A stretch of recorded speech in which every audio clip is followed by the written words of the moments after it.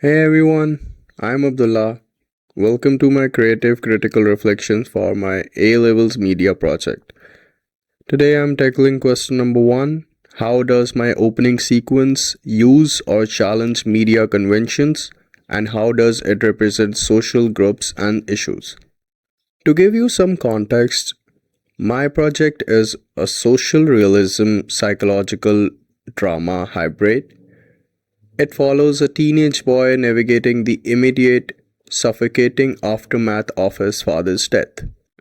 My goal wasn't just to tell a sad story, but to dissect how grief collides with the relentless pressure of academic system and societal expectation.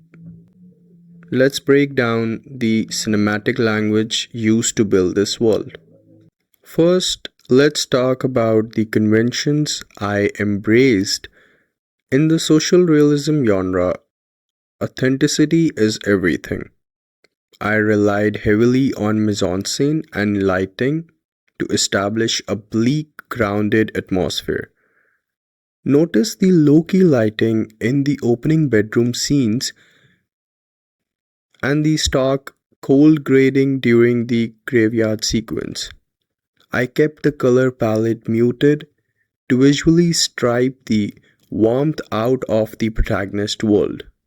I also used conventional farming to isolate the character by utilizing tight, claustrophobic close ups on the protagonist's face and hands.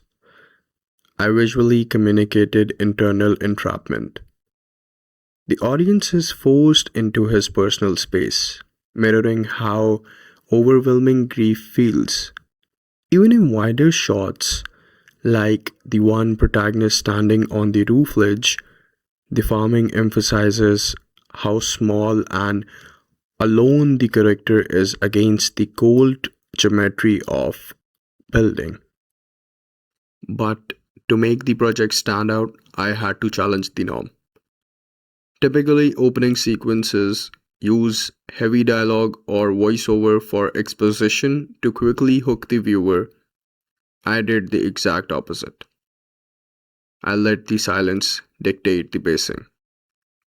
By stripping away non diegetic background music in the beginning and focusing on raw diegetic sounds like heavy breathing, the crackle of fireplace, and the slow footsteps, I created an uncomfortable tension.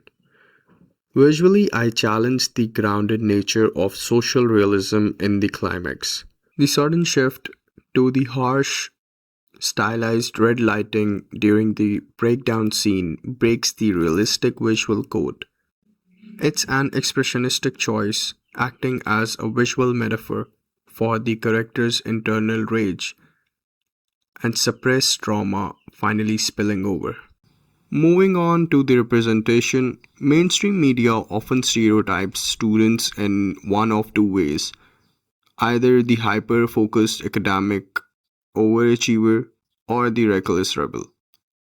I wanted to represent a much more authentic subgroup, the paralyzed student. By showing the protagonist failing his mid year examination just months after a traumatic loss, and representing the messy, hidden reality of youth. The sequence highlights how the academic machine doesn't stop for personal tragedy. When the mother throws the failing paper, it reflects a common dynamic in many households where academic performance is treated as the ultimate metric of a person's worth, completely overriding their emotional reality. This ties directly into the social issues. My opening sequence tackles the severe lack of mental health awareness and the toxicity of our social environments. The scene where the peer mocks the protagonist with lines like, "Your mom moved on fast," confronts the harsh reality of social bullying and a lack of empathy among youth. It highlights how society demands young men to suffer in silence. Ultimately, when I was silent isn't just an A level submission. It's a critique of how we handle trauma. Building a strong portfolio means proving you know why you put something in the frame. And I hope this breakdown this showed exactly that. So, thanks for watching, and I'll see you in the next reflection. Goodbye.